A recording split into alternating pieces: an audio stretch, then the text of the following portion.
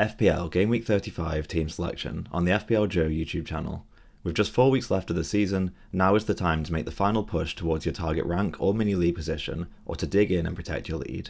So today, I'll be covering everything you need to know about Game Week 35 and beyond. If you've used all your chips, I'll be covering the teams to target with free transfers over the next 4 game weeks, and if you've still got your wildcard and bench boost left, I'll be covering my final recommended wildcard draft to end your season on a high. And of course, all timestamps will be in the description if you want to skip to a specific part. So for my team, fresh off the free hit in Game Week 34, I'm just barely back into the top 50k, but with just 4 weeks left to go and no chips left, I've got major decisions to make about whether to play aggressive for a final rank push or play defensive and avoid being overtaken by those who've held their wildcard and bench boost until now. Starting off with a quick look at how my draft got on for the free hit. Heroics from Raya, who left my draft for the first time since Game Week 6 in my wildcard 32 draft, only to come back in for 1 week on the free hit with a clean sheet, save point and 3 bonus for only his second 10 pointer of the season, no doubt earning him my team's MVP award for Game Week 34. Bowen also stepped up with 2 assists and 2 bonus for a 10 pointer, his 8th assist in his last 7 games. Likewise, Bruno continued to hunt down the Premier League assist record, recording his 19th of the season with a modest captaincy return. Less impressive from Szoboszlai and Rice, my 2 safe picks, who went on to return a total of just 1 and 2 points respectively, both picking up yellow cards.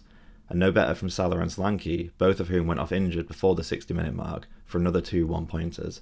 Cunha was then ruled out of the game against Brentford, so I got Mavropanos' 4-pointer off the bench. Gabriel and Porro both also showed their expensive attacking counterpart how to actually return points this week, and it really did feel like a week where 5 at the back was the way to go. But what really got me this week was that I made a conscious choice to play it safe, owing to some noticeable rank losses on the bench boost from picks like Matoma over Gross. The team I'd really wanted to put out included the likes of Casemiro, Eze and Šeško, who of course all went on to score in Game Week 34 for what would have totaled a whopping 70-point free hit. But enough about that, it's time to look forward now to Game Week 35 as I plan my future moves for the rest of the season. And despite having no chips left to play, my team's already in a really good spot. One of the major reasons that I opted to go for the early wildcard in Game Week 32 was that after reviewing the upcoming fixtures, the same teams that I wanted to own long term for their good fixtures, such as Man City, Leeds, Brighton and Chelsea, were also the ones doubling in Game Week 33. The only 2 teams I really feel like I'm missing out on are Arsenal, currently with just Gabriel, for their incredibly solid fixture run and having it all to play for, and Palace, with none of their players on my squad, but with a double in Game Week 36. So with 2 free transfers, the big question is, how many Arsenal and Palace players do I want, and when is the right time to buy each of them? On the plus side, I've already got benching headaches this week anyway. I'm weighing up Chelsea's horrific form with their decent fixture against a stretched Forest side, plus potentially with a new manager bounce, against a solid fixture for Bournemouth against an equally tired Palace side. That gives me the room to breathe, roll my transfer this week, and make the decision about which Palace players I think are worth buying for their double in Game Week 36, with an aim to then pick up 1 or 2 Arsenal players in Game Week 37. So for my team in Game Week 35, moving straight onto captaincy, looking this week at the projected goals, clean sheets and scorelines, courtesy of my upcoming Live Bookies Odds projection tool. I'm excited to announce that this tool is finally going to be going live next week, so follow me over on Twitter to be among the first people to hear when it launches, and of course it's going to be completely free to use. So my go-to captain, Bruno, is at home to Liverpool this week, and while he could very much be in with a shout for returns in what is billed to be the highest scoring game of Game Week 35, there's also that uncertainty around which way exactly this Northwest derby is likely to swing. And meanwhile, we do see clear indications for our other 2 biggest teams to target in Game Week 35, Leeds and City.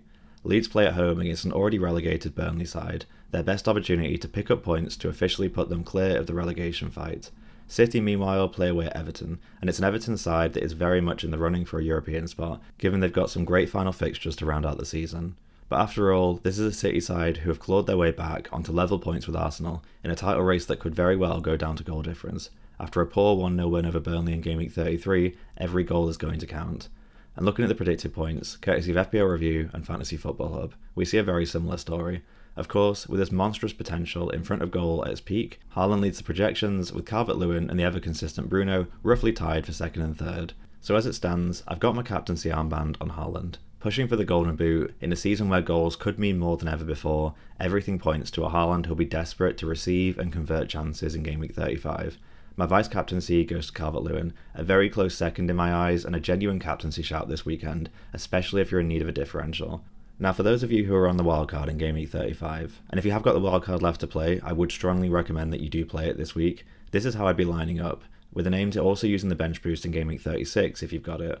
We've got triple ups in Arsenal with Raya, Gabriel and Saka, City with O'Reilly, Cherki and Haaland, Palace with Henderson, Lacroix and Canvert, then a double up on Leeds with Calvert-Lewin and Justin, before rounding out the squad with key picks from other teams, namely Bruno, Njai, Welbeck and Wilson, all of whom have a strong fixture for the bench boost in Game Week 36, and who can come onto the starting 11 at various points over the next few game weeks to target specific fixtures.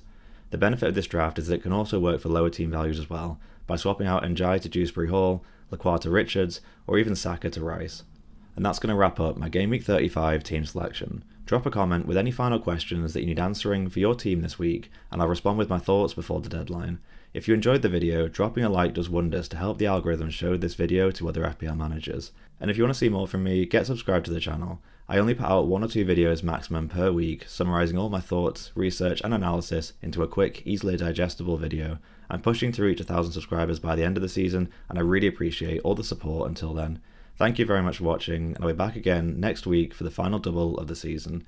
Best of luck, and fingers crossed for another green arrow.